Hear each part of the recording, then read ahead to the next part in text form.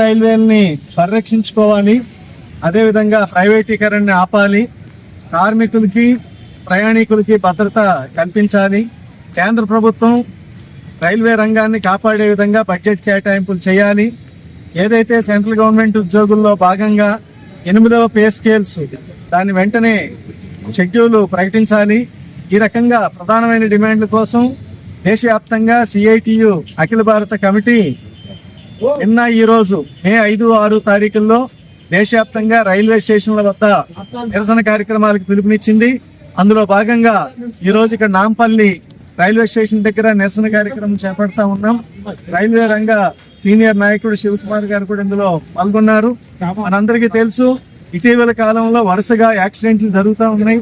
వందలాది మంది ప్రయాణికులు చనిపోతా ఉన్నారు, ఉద్యోగులు కూడా చనిపోతా ఉన్నారు. కానీ కేంద్ర ప్రభుత్వం దీనికి సంబంధించిన మోరల్ రెస్పాన్సిబిలిటీ, నైతిక బాధ్యత తీసుకోకుండా సిబ్బంది మీదో సాంకేతిక కారణాల మీదో యాక్సిడెంట్లకి కారణాలు నెట్టేస్తూ తన బాధ్యతలను తప్పించుకుంటా ఉన్నది. జమానాలో ఏదైనా ఒక చిన్న యాక్సిడెంట్ జరిగి, రైల్వే యాక్సిడెంట్ జరిగి 2-3 చనిపోయినా ఆ రోజు ఉన్నటువంటి అనేక మంది మంత్రులు రాజీనామా చేసినటువంటి పరిస్థితి ఉన్నది. కానీ ఇప్పుడు కేంద్రంలో ఉన్నటువంటి బీజేపీ సర్కార్ నిస్సిగ్గుగా తన ప్రైవేటీకరణ చర్యలను సమర్థించుకుంటూ ఈ రోజు ఏదైతే కాంట్రాక్ట్ అవుట్సోర్సింగ్ విధానం ప్రవేశపెట్టారో దానివల్ల చాలా అనర్థాలు జరుగుతూ ఉన్నాయి. ఈ రోజుకి రైల్వే రంగంలో సుమారు 3 లక్షల మంది అవుట్సోర్సింగ్, కాంట్రాక్ట్, రకరకాల విభాగాలను పనిచేస్తారు. కానీ CITU centre of Indian trade unions CITUగా నేను కోరేది రైల్వే రంగం అత్యంత ముఖ్యమైనటువంటి రంగం.